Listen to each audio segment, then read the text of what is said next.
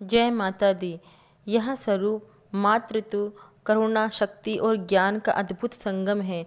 माँ स्कंद माता भगवान कार्तिकेय स्कंद की माता हैं, इसीलिए इन्हें स्कंद माता कहा जाता है।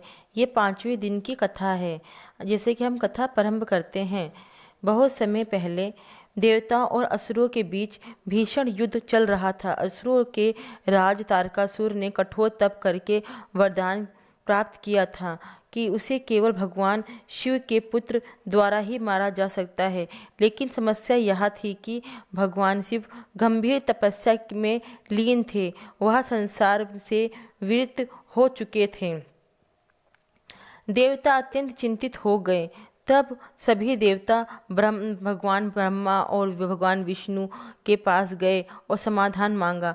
माता पार्वती का तप उधर हिमालय की पुत्री माता पार्वती भगवान शिव को पति के रूप में प्राप्त करने के लिए कठोर तप कर रही थी। उन्होंने वर्षों एक जंगल में रहकर तपस्या की, कठोर व्रत किया, उपवास किया, ध्यान किया, भगवान शिव को प्रसन्न किया और उन्होंने माता पार्वती और शिव की शादी हुई। वो भगवान शिव की अर्धांगिनी के रूप में स्वीकार किया गया उन्हें। स्कंद कार्तिकेय का जन्म समय आने पर माता पार्वती और भगवान शिव के पुत्र का जन्म हुआ, जिन्हें भगवान कार्तिकेय कहा जाता है। ये वही बालक थे जिन्हें भविष्य में तारकासुर का वध करना था। तारकासुर का अत्याचार। तारकासुर ने स्वर्ग और पृथ्वी पर अत्याचार मचा रखा था। देवता, ऋषि और मनुष्य सभी उससे भयभीत थे। तब देवताओं ने भगवान कार्तिकेय को सेनापति बनाया। छोटी उम्र में ही उन्होंने अद्भुत पराक्रम दिखाया। युद्ध और विजय। एक दिन विशाल युद्ध हुआ। भगवान कार्तिकेय ने अपनी दिव्य शक्ति से तारकासुर का वध कर दिया और समय आने पर संसार को उसके अत्यंत से मुक्त किया।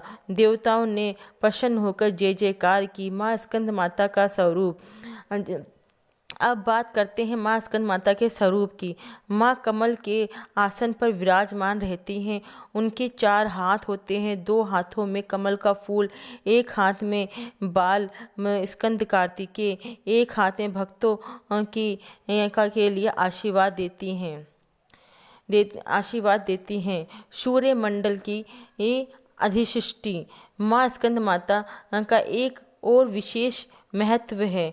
वे सूर्य मंडल की अधिष्ठी देवी मानी जाती हैं। जो भक्त इनकी पूजा करता है और मन और बुद्धि तेजस्वी हो जाती है। इसी कारण उन्हें पद्मावती देवी भी कहा जाता है। पूजा का महत्व। नवरात्रि के 5वें दिन माँ स्कंद माता की पूजा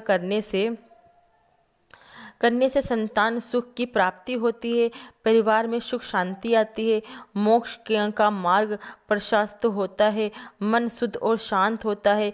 एक भक्त की कथा। एक बार एक निर्धन स्त्री थी। उसके कोई संतान नहीं थी। वह बहुत दुखी रहती थी। किसी संत ने उसे नवरात्रि में स्कंद माता की पूजा करने की सलाह दी। किसी संत ने उसे नवरात्रि में माँ स्कंद माता की पूजा करने की सलाह दी थी। तभी से वह उस पूजा को करने लगी। उस स्त्री ने पूरे श्रद्धा और भक्ति से व्रत रखा, पूजा की और कथा सुनी।